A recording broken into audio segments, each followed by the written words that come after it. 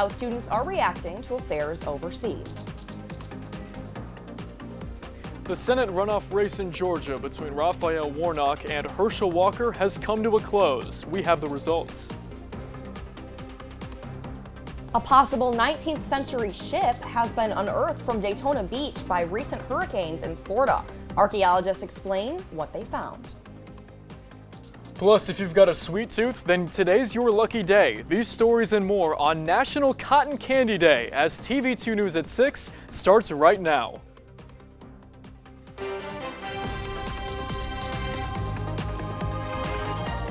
This is TV2 News. Good Wednesday evening, Portage County, and thank you so much for joining us. I'm Alexandria Manthey. And I'm Matt Corrali. We begin tonight with a protest that happened on campus earlier today, showing support for women in Iran. That's right. Our correspondent Noah Rowe has more. Hi, Noah. Thank you, Alex. There was a protest this afternoon in support of Iranian women, organized by Iranian women, that took place on Rizman Plaza. This rally is to, first of all, remember everyone that has lost their lives in Iran for simply protesting. Secondly, it's to amplify their... The rally began at 11 o'clock this morning and ended at 1 o'clock. There was a moment of silence at noon in honor of members of the Women, Life, Freedom movement who lost their lives protesting in Iran. The students who organized the rally have asked people to sign a petition demanding political prisoners detained by the Iranian government be freed.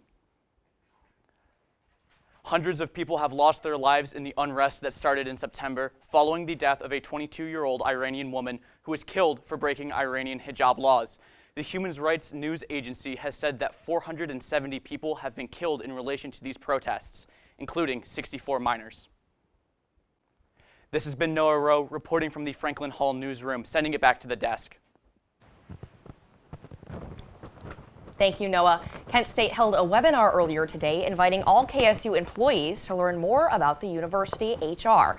10 things, to be exact. The title of today's session was 10 Things You Need to Know About the Office of General Counsel. They discussed things like what their office can do to help employees and spoke on harder topics like ethics and privilege. The Department of Africana Studies and the Superhero Project held a reception for the current Umbanji Art Gallery. This year's exhibit is called Look at Me, Representation and Recognition in a New Pantheon of Superheroes. The exhibit is held in Oscar Ritchie Hall, room 134. The event lasted 2 hours and was free and open to the public. The Recreation and Wellness Center will continue to host their college late-night skates this year. The open skate will take place on Wednesdays at the Ice Arena from 10:30 p.m. to 11:45 p.m. for Kent State students with a current college ID. Guests may accompany a KSU student, but must be 18 years of age or older and also have an ID. The cost is $5 for admission and skate rental. Well, if you're looking for a unique way to ringing the holidays, then Northwater Brewing in Kent has you covered. Holiday Paint with a Pint will take place on December 11th from 3 to 5 o'clock, where you can make a holiday-themed sign along with a drink of your choice. Tickets are priced at $45 for the event.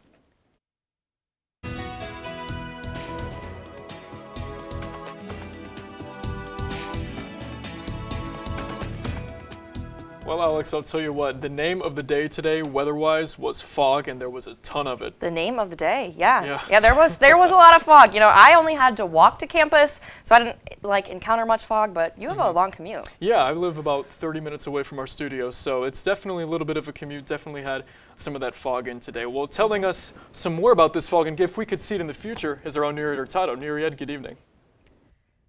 Good evening, Matt and Alex. Yes, we have been seeing fog throughout the day, throughout the morning, and we're going to keep seeing it.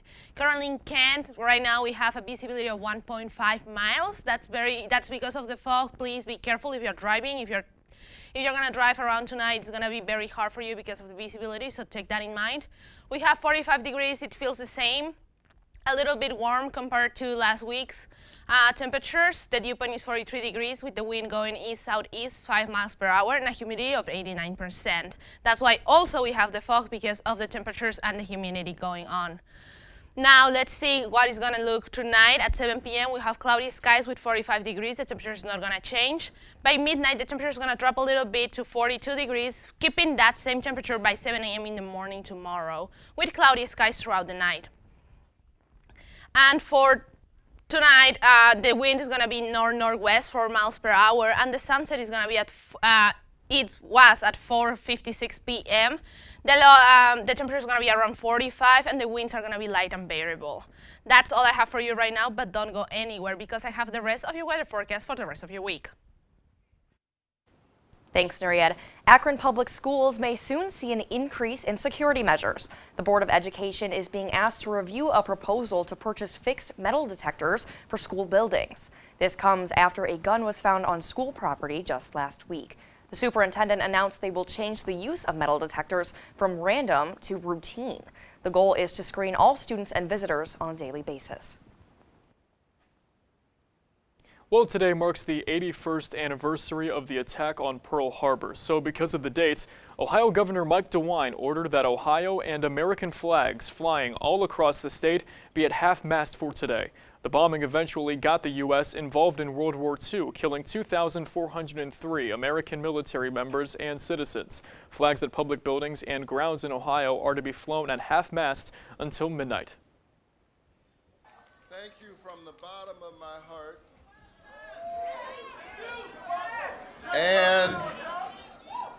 And to God be the glory. The Senate runoff race in Georgia is over. Who ended up to 271st in the Peach State?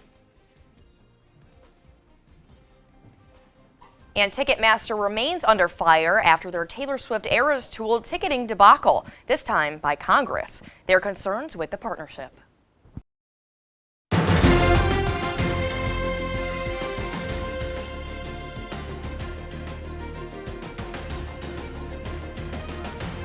Democratic Senator Raphael Warnock is projected to win re-election in Georgia. Yeah, this will give Democrats the majority in the Senate. Our correspondent Olivia Sharp has more on how this will impact the nation. Good evening, Olivia. Hi guys, that is right. Following the runoff election in Georgia, it is projected that Warnock will hold on to his Senate seat, defeating his Republican challenger, Herschel Walker. It is my honor to utter the four most powerful words ever spoken in a democracy. The people have spoken. Warnock's victory over Walker now means that the Democrats hold the majority in the Senate. Democrats will have the majority in each committee, which allows them to issue subpoenas without GOP support. And with Warnock being the 51st Democratic senator, they now have a vote to spare on majority items, such as Supreme Court nominations, which have proven to be crucial. This could weaken the power of moderates in the future. In other election news, the DOJ has subpoenaed election officials in Wisconsin for possible connections to the January 6th attacks. Federal investigators are looking into communication between Dane County Attorney Jim Troupis and the Trump 2020 campaign. Troupis worked on behalf of the Trump campaign, filing for a recount in the state of Wisconsin. Transcripts of Troupis's conversation have been sent over to investigators.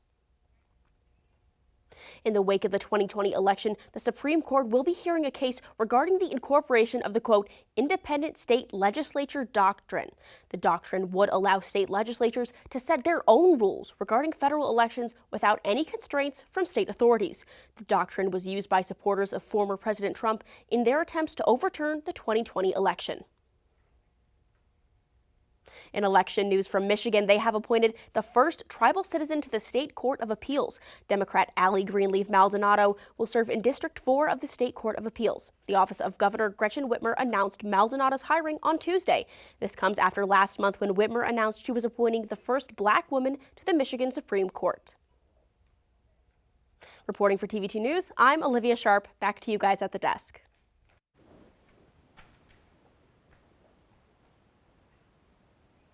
Thanks, Olivia.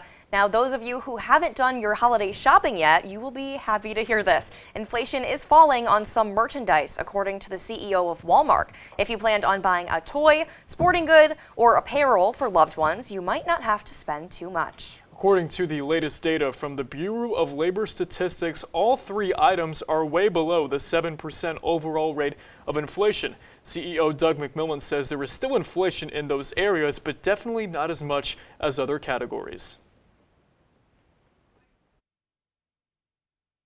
Have been belonged to Marie Antoinette is expected to sell for up to $84,000 at an auction later this week.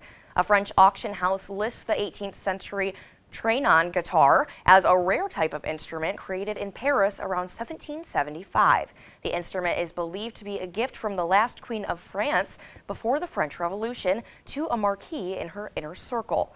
The guitar is on display in France until Thursday.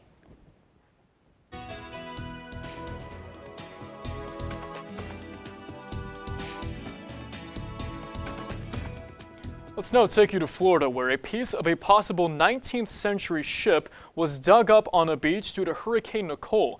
The structure is approximately 80 feet long and mostly made of wood. Archaeologists say that an investigation is ongoing, but something that doesn't need investigating is finding out how weather in our area looks, because our own Nuried Hurtado is in studio to tell us.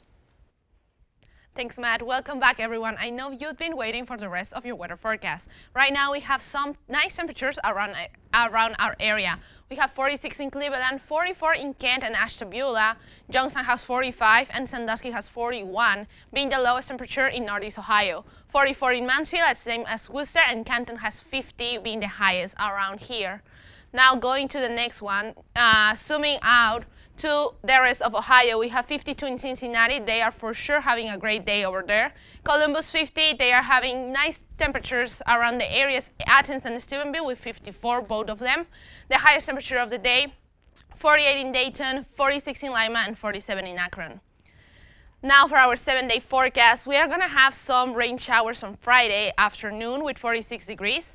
Saturday and Sunday, we're going to keep seeing them. They are going to keep going throughout the weekend. So keep that in mind if you have plans. Take that umbrella, take that raincoat out if you are going out. On Monday, we're going to have mostly cloudy skies. The rain showers are going to be gone by that time. And on Tuesday, same situation, 45 degrees. However, on Wednesday, the rain showers are coming back with 47 degrees. The temperature is going to keep still around the area with 40 degrees, so keep that in mind if you are making plans for this upcoming week with finals and stuff going around. We'll have some showers starting next week, so don't forget to take that umbrella with you. I've been Nuried Hurtado. Back to you, Alex.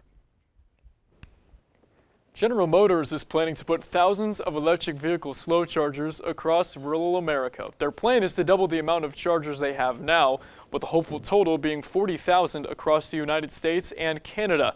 This comes 3 months after President Joe Biden said that he would plan to install 500,000 electric vehicle charging stations across 53,000 miles of highways. It was part of a bill that expanded tax credits worth $7,500 to purchase EVs. Ticketmaster has not only upset the Swifties, but Congress as well. The House Energy and Commerce Committee plans to question the CEO of Ticketmaster's parent company, Live Nation. Millions of Taylor Swift fans were unable to get tickets, and those who were met with delays, lockouts, and aggressive bots. Lawmakers also want to know more about dynamic fees, pricing, ticketing availability limits, and efforts to get rid of bots and scammers. Fans of Disney's Encanto will be enchanted by this holiday light display. The Colombian city of Medellin used roughly 10 million lights to bring the beloved characters to life. The display even includes the characters' iconic bedroom doors. The city is known for its extravagant holiday arrangements, attracting thousands of tourists each December. And this year, it looks like they'll be talking about Bruno. Ben & Jerry's has announced a new flavor with the proceeds going towards a cause. We have the tasty treat and where the money for sales are going. The Kansas State women's basketball team is on a hot streak right now. Stay tuned after the break to preview tonight's matchup. The College of Public Health at Kent State University prepares students for careers in some of today's most exciting health fields. Public health professionals impact lives by monitoring clinical trials, advocating for mental health, supporting active lifestyles, and more. The College of Public Health also offers open courses for any major, including its most famous course, Zombie Outbreak. Public health students can even study abroad and are encouraged to join the Public Health Student Alliance. For more information, visit kent.edu/public health. Public health, solving our problems together. And now, your TV2 Sports Report.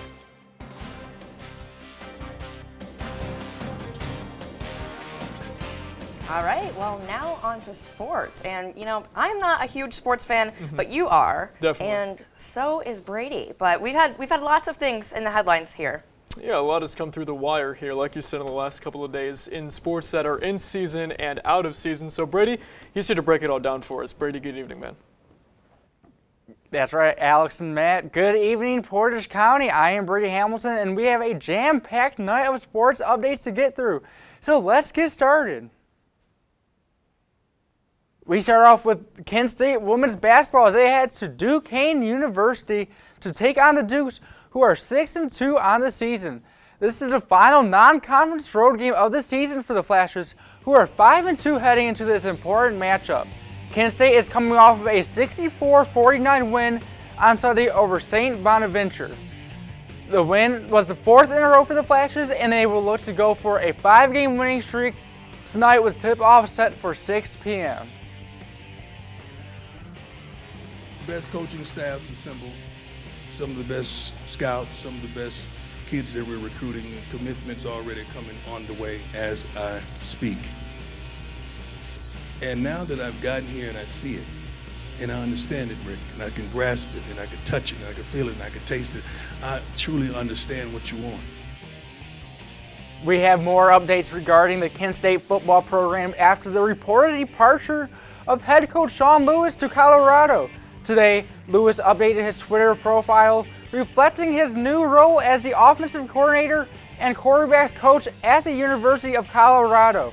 In the last 48 hours after Lewis reportedly met with the team to announce his move, the Flashes have had 14 players enter the NCAA's transfer portal, including all MAC performers Colin Schlee, Marquez Cooper, Marcellus Marshall, and Dean Clark.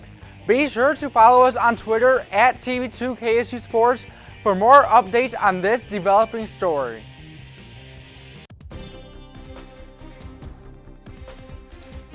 For the MLB, and the biggest free agent name is off the list, Aaron Judge is staying in New York after getting a deal done with the Yankees earlier this afternoon. The deal is reportedly for 9 years and a total of $360 million. It will keep Judge with the team through at least 2031. But this is unfortunate news for the San Francisco Giants and their fans, as they were the other favorites to get Judge.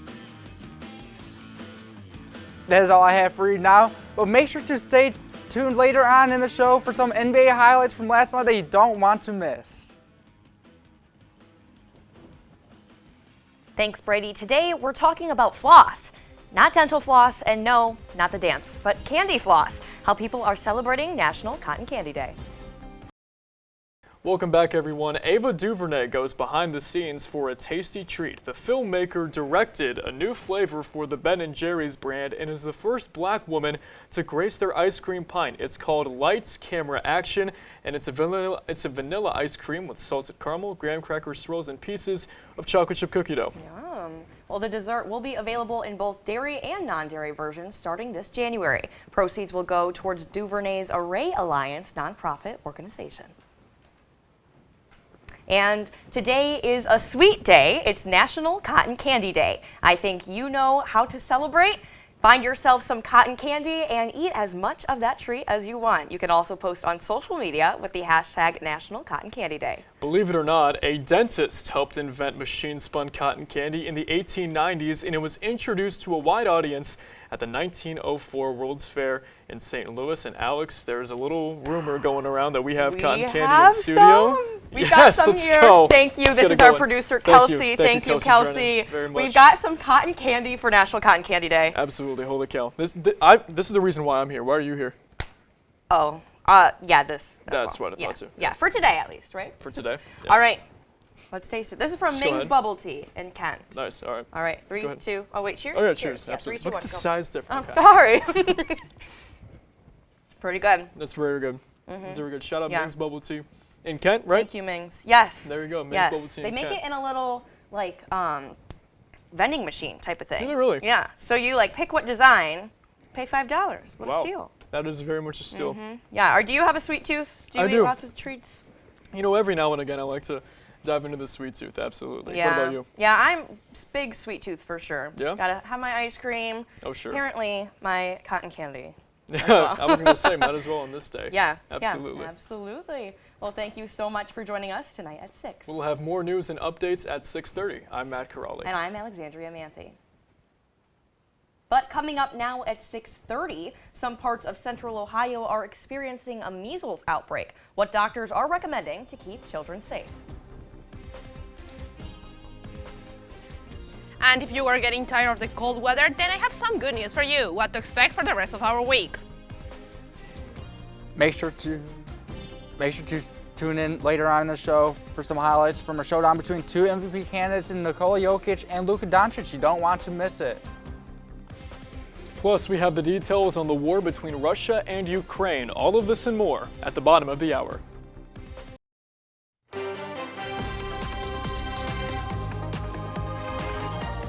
This is TV2 News.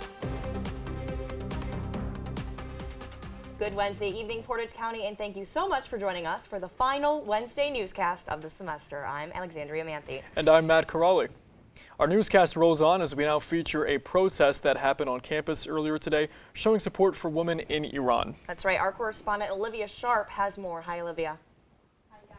Is right. A solidarity rally for freedom in Iran was held this afternoon on Rizman Plaza in support of the women of Iran. Justice for Iran! Justice for Iran! Freedom for Iran! Freedom for Iran!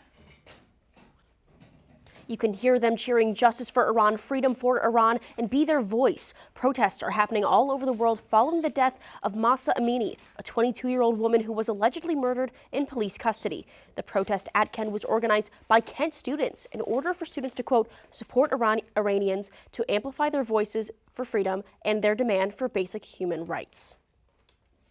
The organizers of the protest chose today because students in Iran are protesting today as well. Leaflets were distributed with 3 steps to help Iran. It asks people to sign a petition, spread the news, and use their freedom of speech, and to call the representatives and ask the Biden administration to cease deals with Iran.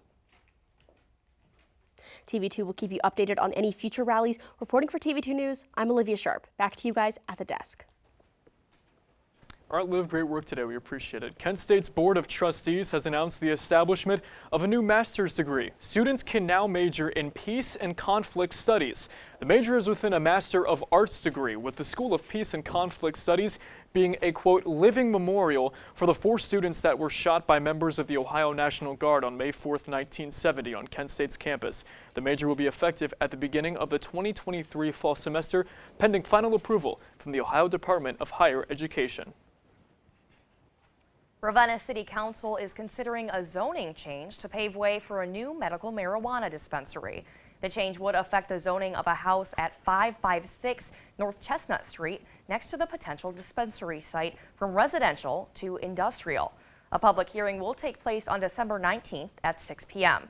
City Council would then vote on the proposed change at its meeting in January.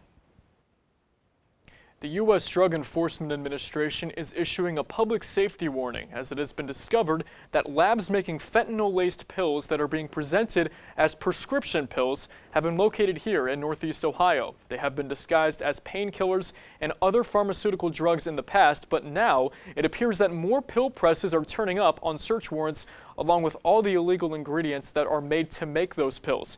According to officials, it's estimated that pill presses can create about 5,000 fake pills an hour.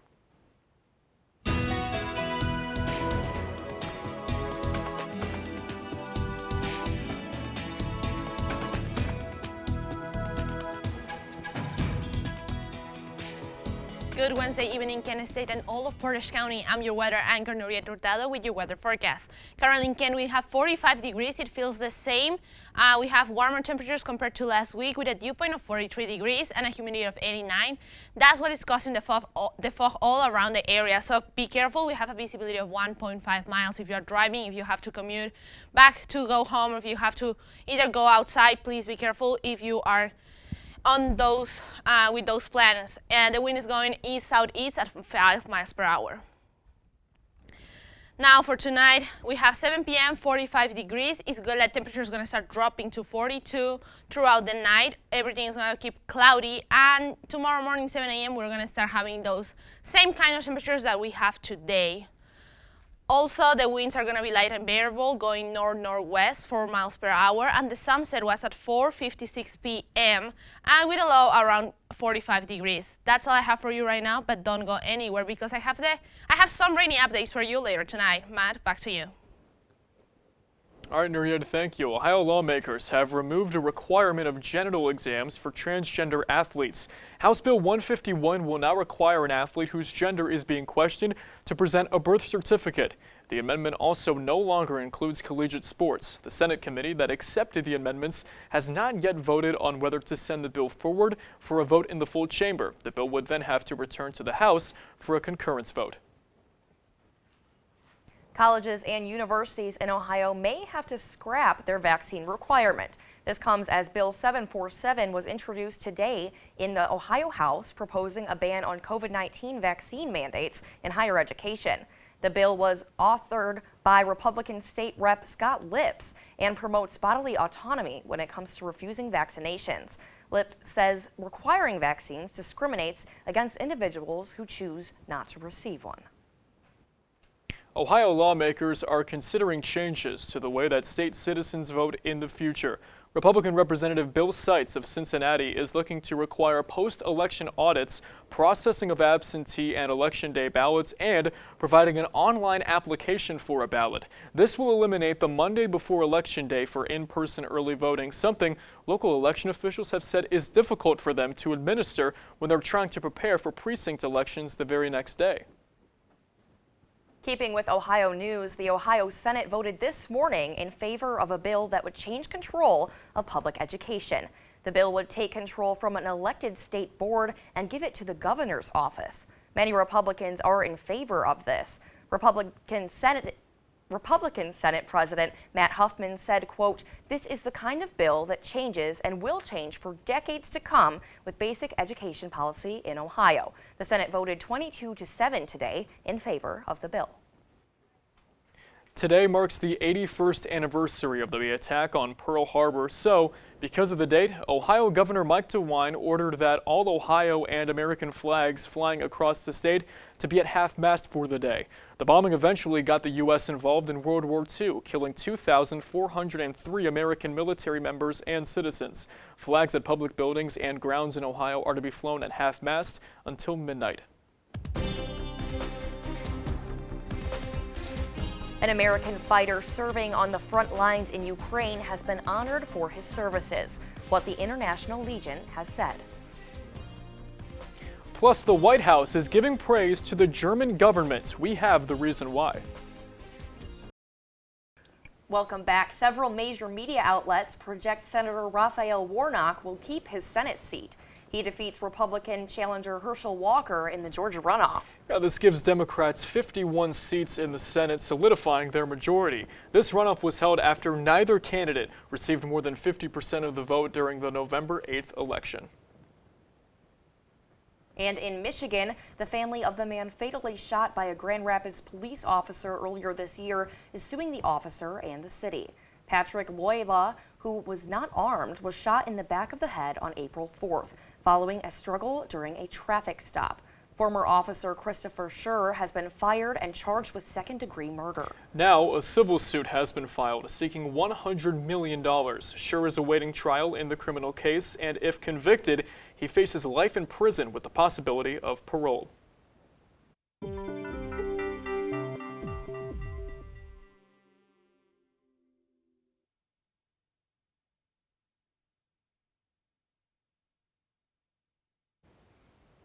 From viral infectious outbreaks to a decrease in those receiving vaccinations, we have the latest health data. Absolutely. Our own Noah Rowe has the latest. Noah, good evening. Thank you, Alex and Matt. I have the latest health stories from around the country, starting off right here in Ohio. More than 50 children from central Ohio have become sick with measles, and nearly 1/3 of those children have required hospitalization. Authorities have said that nearly all of the children have not been vaccinated against measles, while the remaining only had received one of the 2 recommended vaccine doses. Measles is a highly infectious disease and particularly dangerous for children aged 5 and under. It is National Influenza Vaccination Week in America, but vaccination rates are far lower compared to the same time last year. CDC data shows that through the end of October, flu shots are down by 12% for pregnant women, and those vaccines are down by 5% in children. If you haven't gotten your flu shot yet, U.S. health officials say it is not too late. They stress that getting it now is better than not getting it at all. As we move forward into the holiday season, it appears as though many Americans are not too concerned with COVID. According to an Axios Ipsos poll, 70% of U.S. citizens no longer believe that the virus impacts their daily lives, while 69% of children over the age of 18 said that they believed the government should resume funding for COVID monitoring and prevention. 44% say that enough money has been spent. The governor of Virginia has signed an executive order Tuesday that would reimburse businesses and individuals who paid fines for COVID violations. The governor stated that he wanted further collection of these fines to be stopped and has directed agencies, boards, and commissions to report fines and fees related to the COVID-19 shutdowns. Pharmaceutical company partners Pfizer and Biotech is countersuing Moderna over its patent infringement claims against them. The suit concerns the development of the Pfizer-Biotech mRNA COVID-19 vaccines. This all started when Moderna sued Pfizer in August, saying the company violated patents on the 3 key innovations developed before the pandemic. Pfizer and Biotech asked the court to dismiss Moderna's lawsuit. Shanghai Disneyland is set to return to full operations following its closure at the end of November. In a statement released by park officials, Shanghai Disneyland has stated that guests will be expected to strictly adhere to local and government pandemic guidelines. The reopening marks another change to the park's operation after they closed at the end of October before reopening for 4 days in November before closing once again. This has been Noah Rowe from the Franklin Hall studio with your health updates. Alex, Matt, back to you. Thanks, Noah. The U.S. House of Representatives will soon repeal the military vaccine mandate. The latest National Defense Authorization Act will include a provision repealing the mandate for service members. While the bill will remove the vaccine mandate for U.S. troops, it will not reinstate service members who were discharged for refusing to be immunized against the coronavirus. The bill is expected to be released Wednesday and be voted on by the House later this week.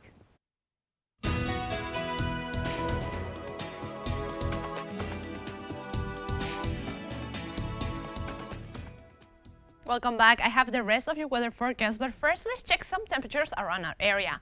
We have all across Northeast Ohio 44 degrees, except for Canton, Sandusky, and Youngstown. Canton has 49 degrees being the highest temperature for the day. 41 in Sandusky near the lake. They are having the lowest temperature for the area, and 45 in Youngstown. Now zooming out into the rest of Ohio, we have 52 in Cincinnati. They are having warm temperatures around there, 48 in Dayton, 49 in Columbus, and 45 in Lima, 54 in Athens, and 53 in Steubenville. For sure, the south of our state has been seeing those nice temperatures. Now let's check our 7-day forecast. We have cloudy skies for tomorrow with 45 degrees. Friday, we're going to have an afternoon with rain showers, and that's going to continue throughout the weekend with night rain showers and morning showers on Saturday and Sunday. With 46, and the temperature is going to start dropping on Sunday with 42 and Monday 41 degrees. However, the rain showers are going to stop on Monday and Tuesday. But on Wednesday, they are going to come back with 47 degrees. So expect a little bit of a fog too on those days. That's all I have for you today. Enjoy those warm temperatures and don't forget your umbrella for those upcoming rainy days. Matt, back to you.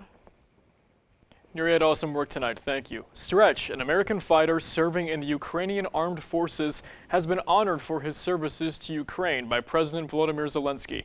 A video released by President Zelensky's office shows him visiting soldiers in a military hospital in Kyiv on Tuesday evening. A statement from the International Legion said Stretch received a medal from President Zelensky for his efforts on Ukrainian front lines. They said, quote, "Victories do not come cheap. They do not come easy, but our soldiers' efforts are appreciated and awarded with official recognition. And some good news for the families of those fighting in Ukraine ahead of the holidays. 60 Ukrainian soldiers are returning home, and 60 Russians are also headed back in a prisoner exchange. Russia's defense ministry said the freed Russian soldiers would be flown to Moscow to receive medical care and psychological support. The two sides have exchanged hundreds of prisoners in a series of swaps in the past few months. The White House is applauding the German government for recent arrests of far-right extremists. German officials arrested 22 suspected members and 3 supporters of the terrorist group as suspicions grew of them trying to throw over the government. They wanted to replace it with their order, as in a statement from the German Federal Prosecutor's Office, it stated that 50 people were suspected to have been part of the group. Christmas came early this year for one Virginia elementary schooler. How one professor is making Christmas wishes come true for children in her community. LeBron returned to Cleveland once again last night in a Lakers uniform. Stay tuned to see if he was able to get another win against his former team. And now, your TV2 Sports Report.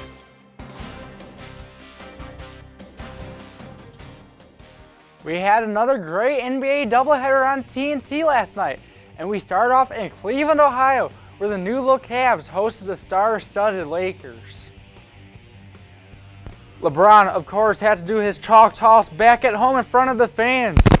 And early on, AD with the ball passes to James, who takes it in and throws it down with some extra meaning to this one. But then Donovan Mitchell with the ball next possession finds Jarrett Allen driving a response to LeBron with a powerful slam of his own. And in the second, LeBron driving to the basket with ease, just like he's used to doing on this court. A minute left in the third, Austin Reeves with the ball, he pulls up, shoots, and he gets the and one to fall. And the Lakers, they are fighting late. But little do they know, it was Donovan Mitchell time in the fourth. He drives, crossover, he gets it up and in off the backboard. He's starting to warm up, and here he is bringing the ball up. What an amazing pass to Jetty. He gets the layup to fall. And Donovan Mitchell, he's feeling it now. Shot clock winding down, steps back over Reeves. He drills the three, and the crowd, it is going crazy. Spider showing that there's a new king in Cleveland as they run LeBron off the floor. And now we go to Denver for this anticipated matchup between MVPs. Late in the first, Luka Doncic bringing up the floor. He just pulls up, and that's perfect. The Mavs, they are hot early, and now early in the second, Denver with some nice passing going on. And here's Jeff Green. He takes it all the way in for the slam, and what a play it was by Green. Now to the third, the Nuggets. They are going to find Bruce Brown all the way down the floor. He gets it to fall on the Nuggets. They get a lead for the first time in a while. Luka with the ball, and check out this ball moving by Dallas here.